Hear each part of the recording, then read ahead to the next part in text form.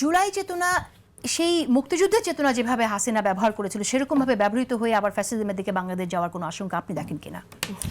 নির্বাচনী প্রচারণার টেবিলে বসে আছে, টকশোর টেবিলে আছে, সেটা মনে হচ্ছিল না।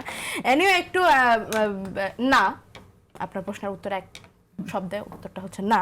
তবে ভাই আপনি মনে ভুলে যাচ্ছেন যে গণভোটে মাত্র 4টা পয়েন্ট আছে, বাদবাকি যে সমস্ত সংস্কারের প্রশ্নে সকল রাজনৈতিক দল একমত হতে পেরেছে সেগুলোর বিষয় রেফারেন্ডাম দরকার হয়নি।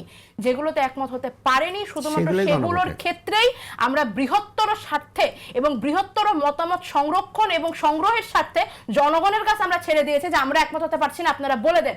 অন্য সকল সংস্কারের যদি এখানে রাজনৈতিক দলগুলো ঐক্যমত কমিশনে মাসের পর মাস না বসতো তাহলে আপনি গণভোট নিয়ে সেটা আলাদা করা হয়নি। এখানে নুসরাত তাবাসসুম আমি একটু বলি সেটা কিন্তু আলাদা করা হয়নি।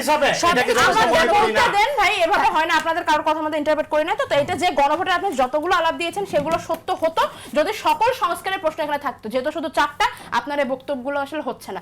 এবং আমি মনে করি জুলাই চেতনার নামে আরেকটা ফ্যাসিবাদী জেনারেশন বা ফ্যাসিবাদী শাসনের দিকে বাংলাদেশ এগিয়ে যাওয়ার সম্ভাবনা এটা সকল ক্ষেত্রে যুগে যুগেই থাকে।